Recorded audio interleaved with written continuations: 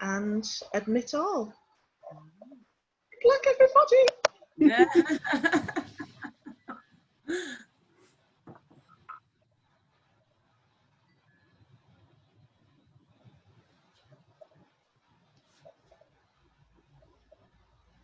Okay. Good morning, everyone, and welcome to Radiate Festival and BCA, who have come together to share oral histories of the Windrush generation. Today is being presented by Arike Oki, who is the MD for BCA, and Rhoda Boateng. Did I get okay. Rhoda Boateng, and she's the senior archivist at BCA. They're going to be sharing oral histories that have actually come from the archives themselves. So please be aware that you're going to have to be silent and really kind of listen in. Because of the audio quality, because it is the archives. Then they're going to be open, they're going to just tell you a little about oral histories in terms of gathering them and collating them, and open themselves up for any questions that you might have. So if you do have any questions, feel free to use the chat as well so that you can keep a note of them. And yeah, thank you very much for joining us. And over to you, Arike and Rhoda. Thanks so much, Wendy. It's really good to be part of the Radiate Festival again this year.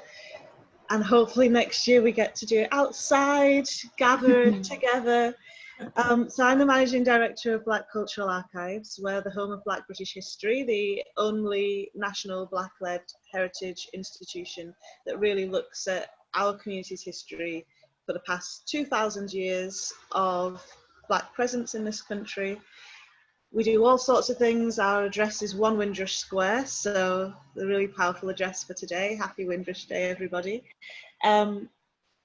We don't just look at the happy side of celebrating Windrush Day, but we also look critically at the state of affairs in the country and the Black experience in this country. So one of the things that we do when there's not a pandemic and our building is open is run free legal surgeries for people affected by the Windrush scandal to help them access compensation. We also have a gallery, we run exhibitions, we have a learning program that takes primary school children all the way up to university students. We actually teach on a university course, on the King's College undergraduate history course. But one of the most important things that we have and that we do is our archive. So Rhoda Boateng is our archive supervisor, and she has been editing oral histories of the Windrush generation. And these are, well, Rhoda can tell you a little bit more about them, but we're really excited to be able to share them with you for the first time today. So these have not been available online before this morning. So you're actually the first people to hear them via the internet. So I'm going to hand over to Rhoda, who can tell us a bit more about oral histories, and then we'll start listening to them. Thank you, Arike. Yeah, so like Arike said, this is the first time that these oral histories are being heard publicly. They were digitised like last year as part of our Windrush celebrations for 2019, but today is like the first time they're being heard publicly. And they're all histories that have been kind of collected across the years of BCA's collecting. So they all kind of were made at different points in BCA's history, but they basically just have, they give a really good overview into the rich and varied experiences of, you know, the people that we dub the Windrush generation in the UK. So they cover a range of different themes, from arrival and, you know, that initial journey to home life in the UK, and, you know, resistance against, you know, certain prejudices and experiences of racism within the UK, and more kind of joyful stories of just making home and family life. So we think they're really important to kind of tell really individual experiences, because often the Windrush generation is kind of referred to as like a monolith, and it's good to hear stories from these people who are our forefathers. So I'm gonna get started. So I'm gonna share my screen and just introduce you to the first extract. So we're gonna hear from Clifford Fullerton, who was an original Windrush passenger. So he arrived, you know, on the actual ship in 1948. So it's, you know, the anniversary of that. And in the extract, he's kind of speaking about his experience in actually arriving and what it was like in that initial deep air raid shelter in Clapham. So it's, yeah, it's a real slice of history. So let me just share my screen.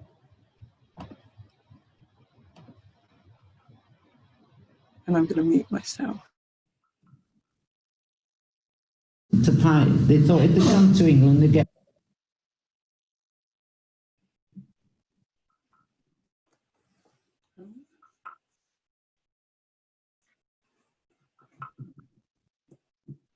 Rhoda?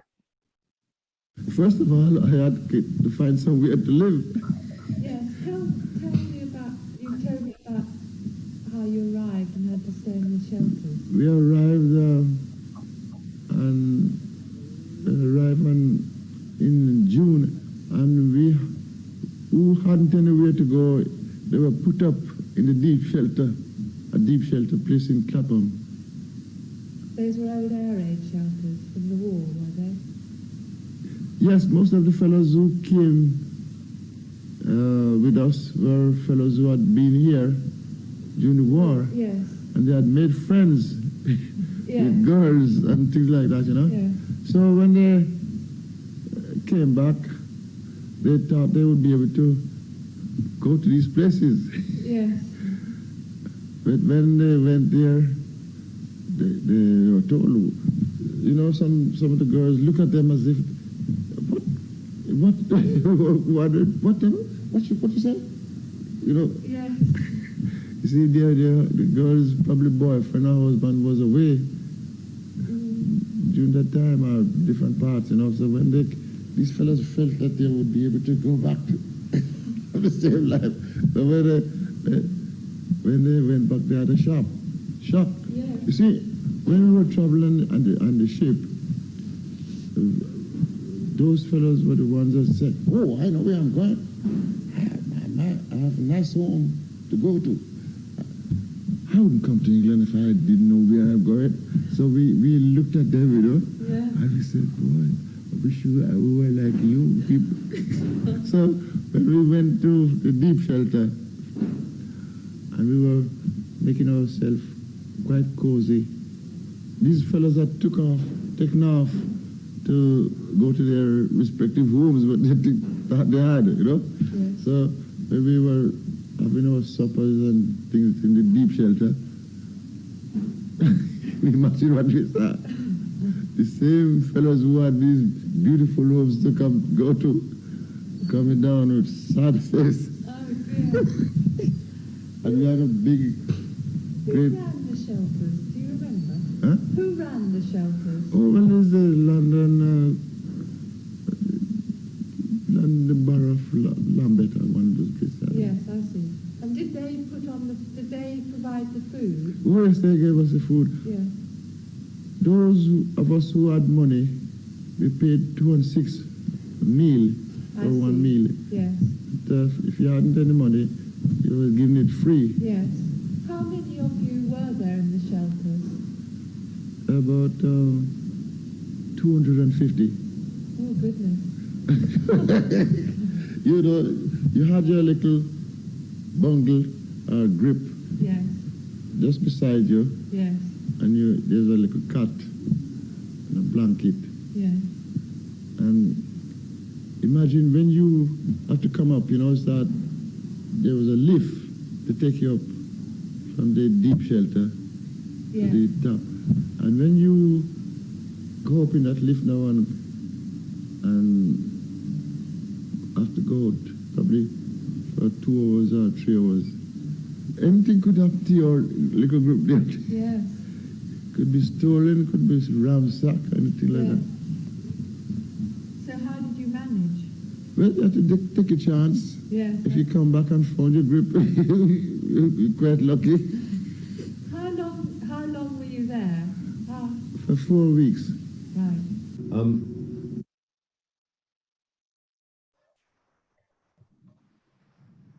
Thank you. let's have so Rhoda and I will just have a little conversation about that extract. Hopefully everyone could hear it okay. So that was Clifford Fullerton, one of the passengers on Windrush who arrived here 72 years ago today, and then had to go and stay in the deep air raid shelter in Clapham Common. It's actually like so exciting to hear that voice from history talk about that experience. So we don't actually know who the interviewer was for Clifford's recording. How did we come about having that recording? Do you know, Rhoda? So some of the recordings were from an oral history project that BCA undertook in 2011, and some of these oral histories were actually given over to us from another oral history project that was undertaken by Lambeth. So those oral histories we have like slightly less contextual information for than the ones that were collected by BCA. And the deep air raid shelter, it's essentially the London Underground, like disused transport tube for underground trains. Yeah, I just can't imagine what that was like, you know. So it's really interesting to hear his story about it. Do we have much in the collections that actually has images or photographs of what it was like? What, in the underground? Yeah, in Clapham Common. Shelter.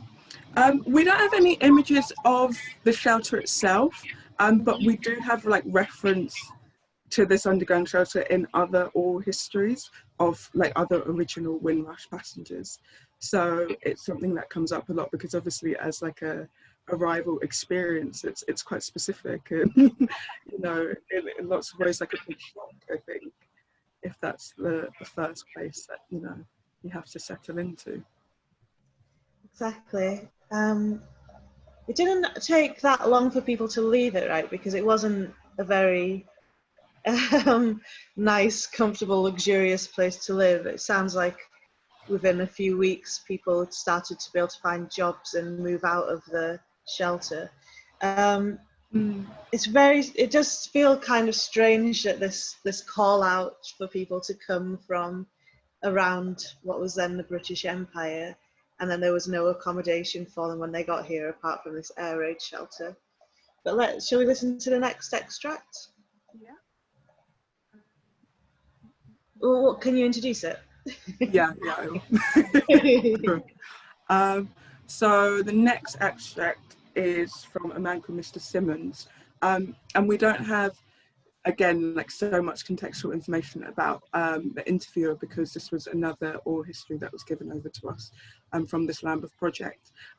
But what I personally quite like about this oral history is that it's just giving like a really like personal story of what Mr. Simmons' motivations were when he arrived to the UK, and in terms of his prioritising of family life, and also the differences in perceptions from like different people from the Caribbean in terms of differences in class and how that affected their like experience of being in the UK, which is something, again, in terms of this like monolith of the Windrush generation, we don't so much hear about like just differences in like class perspectives from people who arrived in that generation. So I'm gonna mute myself and play it.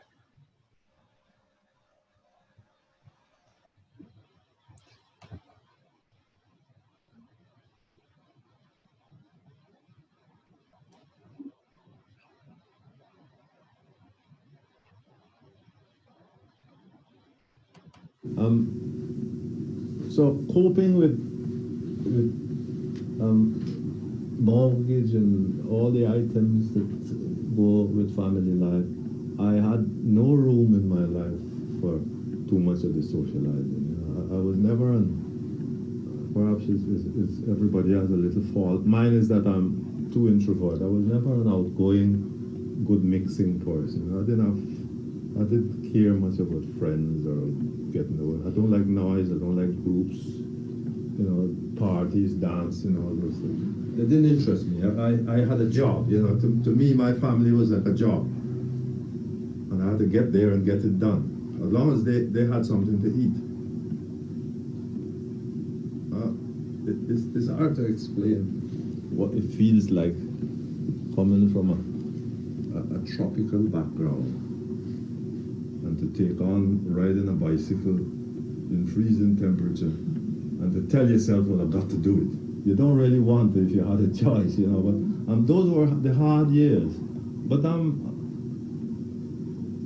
persevered and we got by. We just sort of got by. We were never in any financial trouble. We never, don't like owing anything. I worry if a bill came in and it wasn't paid the same week. It was still sitting around. It's an obsession that I inherited from my background. Because if you have come from a well-off family, well, there are many West Indians whose parents, whose background are reasonably wealthy. You know, the parents had perhaps the way they would relate to you would probably give you a little different picture about life in the West Indies. But I didn't come from affluence. I didn't come from the upper or middle income group. I came from the earth, you know, right down there. But I don't intend to go back. I'm like the chap who crawls up the hill and digs in. If I move 1 foot up, I hang in there and I drive a peg in and I tie myself to it. And I don't mean to slip down. But that's my attitude. That has always been my attitude to life.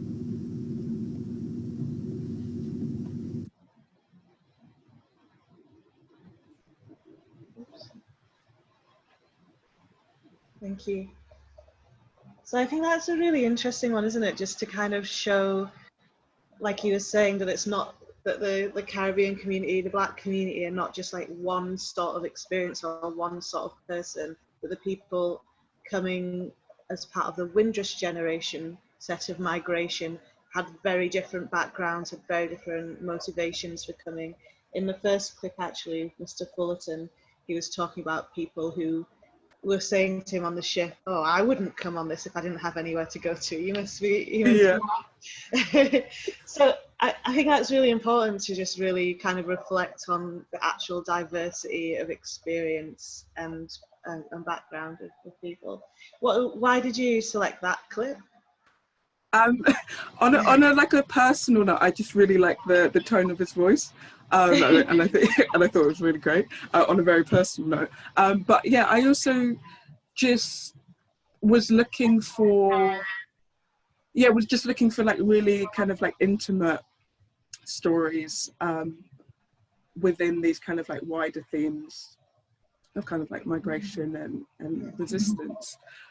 So it was just kind of nice hearing him like speak about family and also have this quite like poetic attitude to his existence here in terms of like, you know, digging himself in and not dropping down. I really like that imagery. So yeah, I thought it was good. Yeah. Okay, well, we've got the next one coming up is a female voice, but she's a very significant person for British history and Windrush generation history as well. Would you like to introduce the next clip? So yeah, so we've got like a real range of voices within the oral histories. And the next person we're going to hear from is Connie Mark, who I'm sure a lot of you know, as she served as a medical secretary in the Second World War. And when she arrived in the UK after that, she had like a long-standing history as like a community organizer and an activist. And she also won an MBE, which is also significant. Yeah, so we've got a set of like 2 different oral histories from Connie Mark. But in this oral history, she's more talking about her experience of family life in the UK and kind of like adjusting to life here. So it's a much more personal story told. And in the next extract, she's talking about her experiences, like living in Notting Hill around 1958, which is the time of the Notting Hill riots. So she's kind of speaking about the difficulties that like Black communities were facing in Notting Hill and what it was like really like on the ground. So I thought, yeah, that would be like a good one. Wonderful. Okay, let's listen to it. Thanks, Okay. Rita.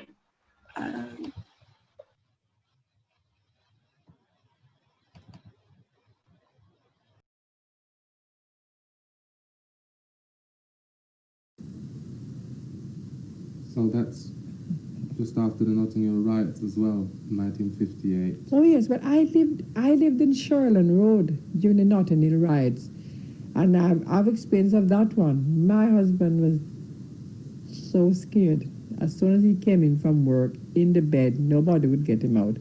But we were very unhappy where we were living. We were living in this house and one room. Well, we all lived in one room. We couldn't afford two. And I heard about another room in West Kensington. So I went out at the corner, I can't remember, I think it was Bramley Road, but the corner of Sherland Road and that other road, to use the phone to find about this other room to ring these people. And I was so shocked when I got up the next morning. The same phone that I used shortly after I came out of it, the teddy boys had thrown stones in it and it was in splinters. I must have missed it by maybe 10, 15 minutes. That phone box was actually stoned, and my husband said, one of these days they're going to get killed, but I didn't mind getting killed because I had to get out of that house and I had to go and make that phone call. But people were afraid to go out to the street. Definitely, you're very, very afraid. Definitely. Were these youngsters that were causing trouble? Oh, yes, the teddy boys. You can see how they wear tight pants and the brill cream all over their hair and they, walking on with the big boots. So the teddy boys, not the old people. The old people are the prejudices. I mean, the old people still have their prejudices. But it was the younger people, the teddy boys, that were really the violent ones. Were there lots of people over here at the time from the West Indies, 1958? What proportion of people were here at that time? Oh, there are a lot of people. As a matter of fact, I think there were a lot of people, a lot of older people than now. Because people don't realize the vast amount of people have gone back, who have either died or gone back to the West Indies.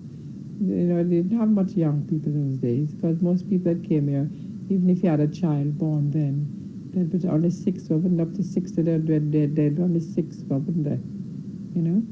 And then most of the black men that came in the army, or the Air Force rather. Most of them came in the Air Force, and of course if they married most of them married white women.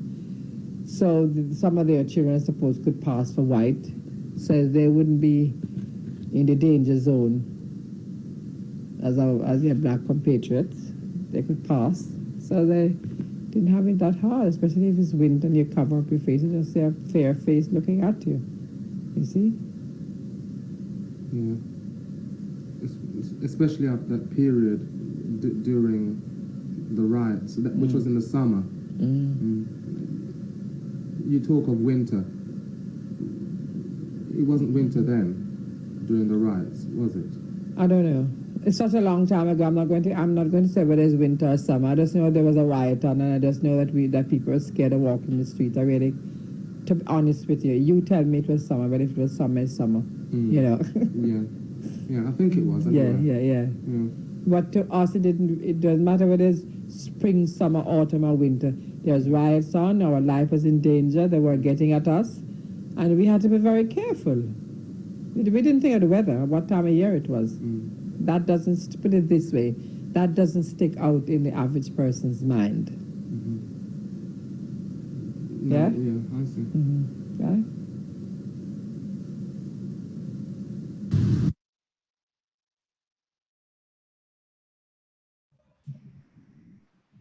There's so much in that one. I think that's probably one of the most powerful ones, because we're talking about, the context that we're in now with the 2020 Black Lives Matter and the progress that's being made.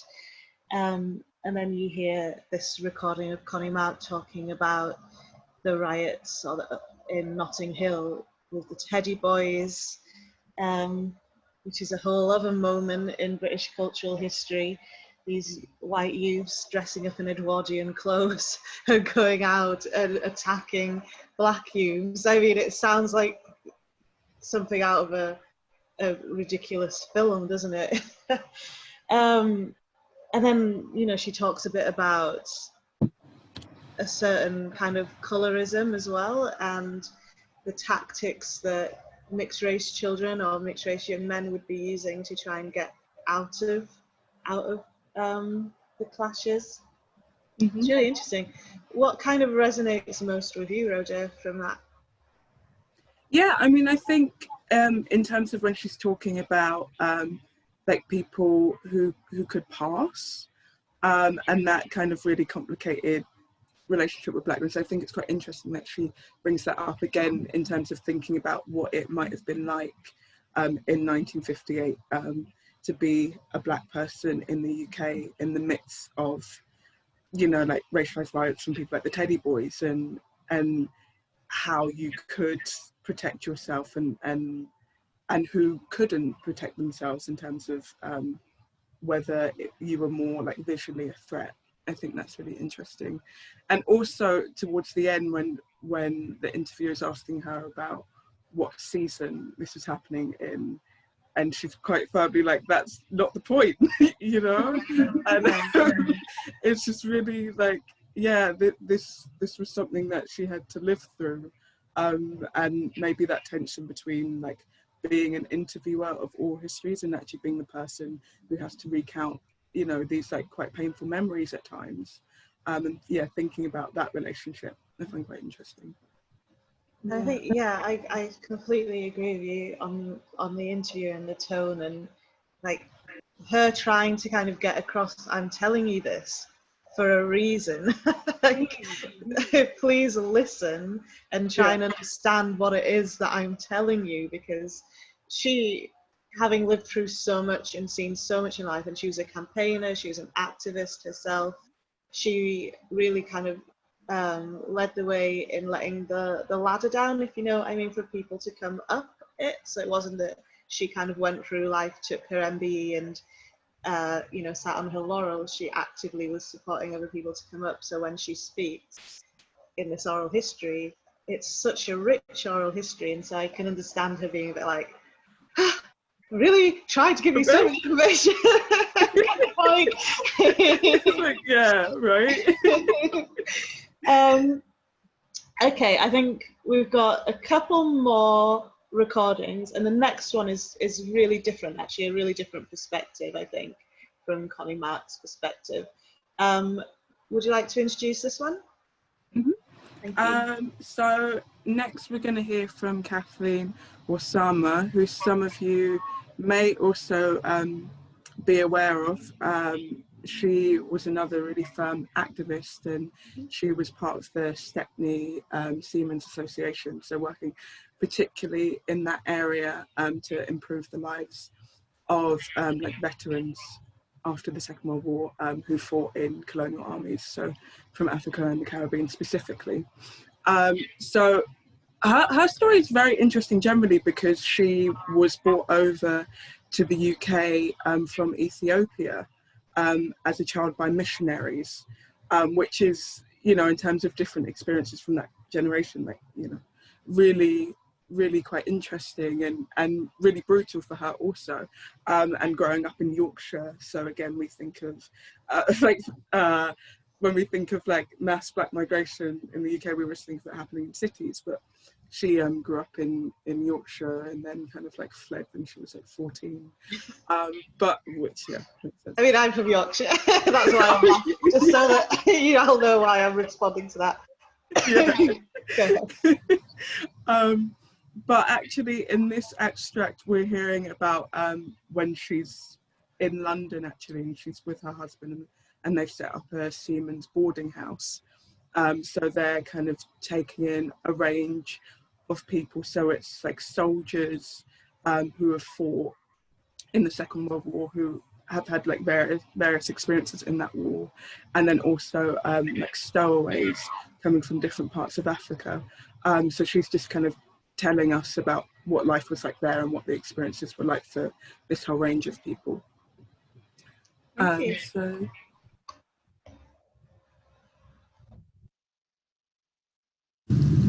just after the war, we started getting, the Colonial Office asked my husband to, would you look after stowaways? There was such a lot of stowaways coming from Africa and from the Western. No, first we had all the prisoners of war. If you know how many of our people were prisoners of war, and how many of our people from the West Indies and Africa fought in the war and were wounded, you'll have a surprise. They used to, a lot of them used to come, and my husband used to have to look after them for various reasons. Some of them came to England claiming compensation to pay. They thought if they come to England, they get a compensation better here. And you know, I know one man, I know a Nigerian man, he had both his legs shot off, and you know how much compensation he was getting from the Colonial Office? 5 shillings a month. Now you can't believe that, can you?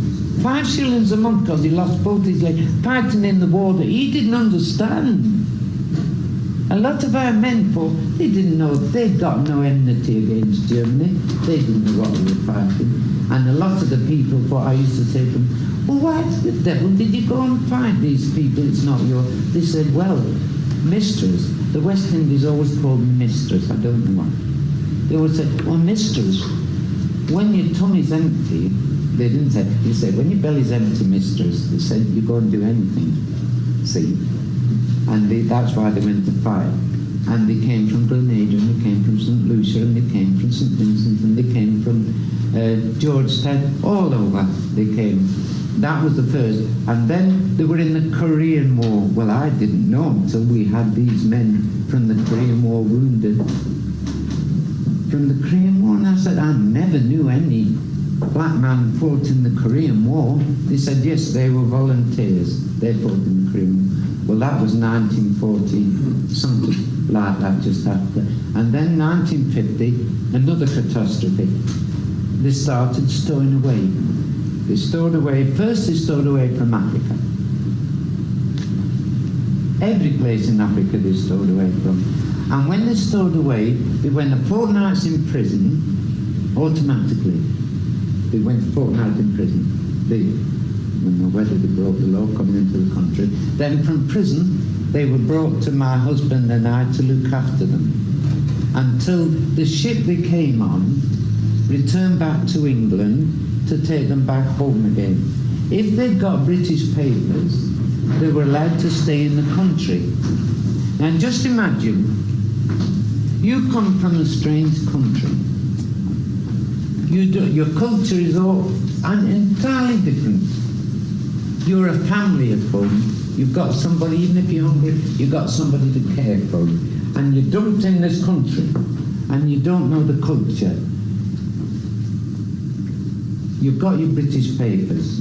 So the Colonial Office said, right, you've got your British papers, you're free to stay in the country.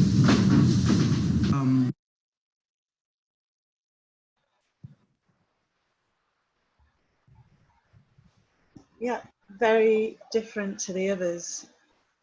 I think probably her story is the first time that I started to think about different parts of London and how the communities are actually have got almost different journeys and different stories in different parts of London. So Stepney, obviously, I think that's Tower Hamlets, and the stories of the seamen, I guess. Basically having nowhere to go and not being looked after by the government. I mean, it really, not to get, you know, to draw too many parallels with today, but obviously today we're working through a period where the Windrush generation are eligible and owed compensation from the government, or the government decided that they would have a compensation scheme. I think there's probably lots of other things that could be done beyond the compensation scheme, but it's a really difficult scheme for people to access. and they're not necessarily offered equitable compensation payments. There's a lot of problems with it. So it feels again like we have come so far and still finding the same issues coming up again and again, with really getting recognition and recompense for being citizens. Anyway, so what are your thoughts, Rhoda, on that particular one? Yeah, I mean, I would agree in terms of, I guess towards the end she's talking about just like a culture of disregard, I guess. And, you know, even, you know, if you have, you know, your papers, that's kind of it. That's as much as they wanted to do for you at that time. But again, what's interesting is if you think about her and her husband's work in having, you know, like different like houses for lots of people. And again, like further in the oral history, she kind of talks about the tension between like her community, which for her was really important in terms of it's lots of Black people with totally different stories in terms of like ex-prisoners of wars and stowaways, and people all kind of like gathering in this environment that her and her husband made, you know, really loving and really nurturing, versus the experiences of actually being in Stepney and facing, you know, just all sorts of discrimination from people like in the area. So yeah, I mean, I kind of chose that one just because I think it's important to note what people were doing at the time for each other, and what initiatives were being set up and what that legacy of activism is. So we've got the last excerpt now, and this is by Ivorian Fairweather, and in this extract he's kind of telling us about, he's like an ex-veteran, and at first he kind of starts by speaking about the experiences of racism in the service versus like in civilian life when he arrives in the UK. But he also kind of ends by giving us a picture of Brixton at that time, which I think is maybe a good note to end on, even though we're not in our building and we're not in Brixton. But I thought, yeah, it was a good note to end on. Sounds good. Yeah. During the war, when I was on active service, I think I was treated better than when I came back in civilian life. You find a little snub, most of it the American soldiers, the white Americans, they call us yab, or yobo, or black monkey. But that was just a gimmick in the barrack. We overcome that. But the greatest insult and disgrace is when you fought for the defense of your mother country and you came back in civilian life and 9 out of 10 doors have been slammed in your face. Is not good enough. So how do you compare it with today? Well, we have changed the face. We have changed the scenery. We have changed the atmosphere. We, the forerunners of West Indians. There were several pubs we couldn't go in there and get a Guinness to buy more. Keep Brixton white, keep Sutter Place white, keep Britain white. And we break down the colour bar. And we live to see the Atlantic pub in Brixton, the Angel, the Corton horses that we used to be barred from. Black governors take it over now. Through the work of the few of us that were here. Because we fight for it. We fought for it, and we're determined to crush the racial barrier.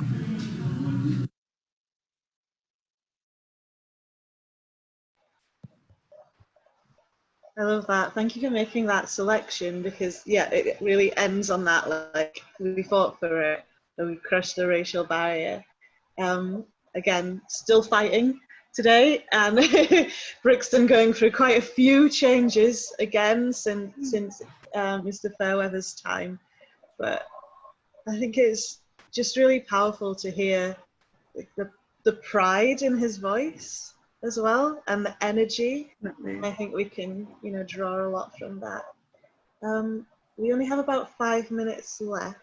I think let's bring Wendy from Radiate back in, because I think Wendy had some very interesting things to sort of talk about around the importance of oral history. But also, I think you hadn't heard those recordings before this morning, so I'd love to know what you thought.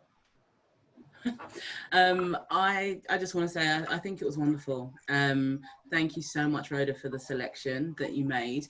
I think a lot of thought went into, you know, actually bringing a chronology, a story, and making sure that you did show the representation in terms of showing the unity of community from all sides, and so I appreciate that. And I mean, what I would say is that this stuff that you have in the archives, it's like gold dust.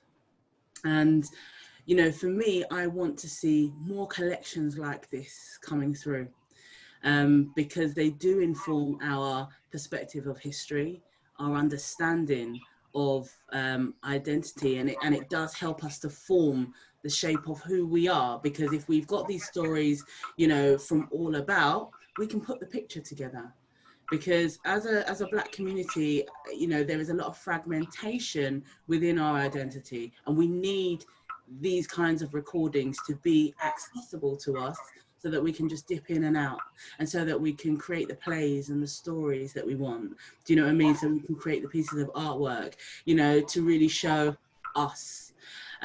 So I mean, there isn't really much time to talk, but I just want to. There isn't. We're Sorry. There won't even really be time for questions, but I would like to just say I'd like to bring this back again. I mean, I don't know how long it took for you, Rhoda, to kind of put the collection together, but we need more. I'm hungry. I'm hungry for it, and I want it, and I know that other people want it, and it needs to be regular. So even if we can't come and visit the archives themselves, you know, even something on a weekly basis where conversations are had, because even hearing the lady who was from Yorkshire, and yes, okay, she ran a business by having the housing, but also it was relevant, you know, because there was a need. So and that essentially is ally behavior, and we need to see and understand what ally behavior really is across the board, so we can identify it and appreciate it, and those that want to be allies can be allies more effectively for us and our community. I want to say specifically about the oral histories. The reason I asked for an oral histories contribution from the archive is because we talk to each other every day. We talk to our friends, we talk to our family members, we talk to strangers. And with every single interaction that we have, that's a memory. That essentially could be part of a collection, because the conversations are the collection.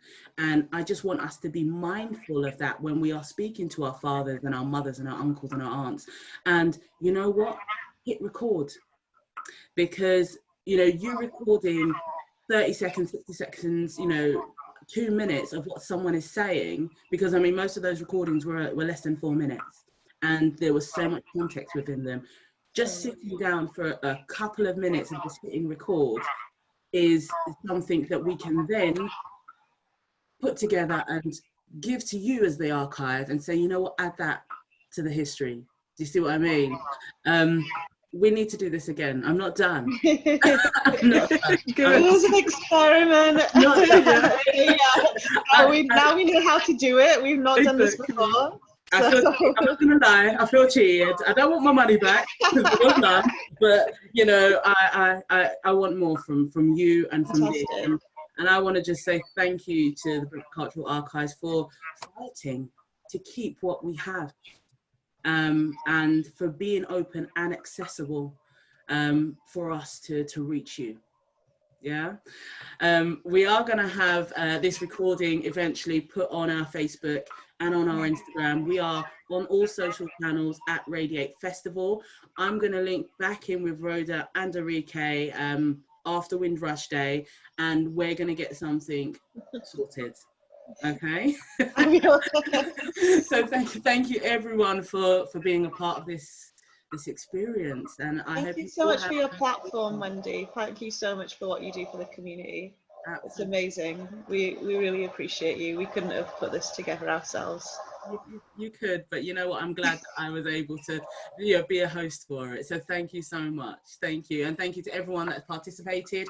Do follow us. If you have any follow-up questions, do send them over either to ourselves or to BCA, and we'll be happy to answer any questions that you have.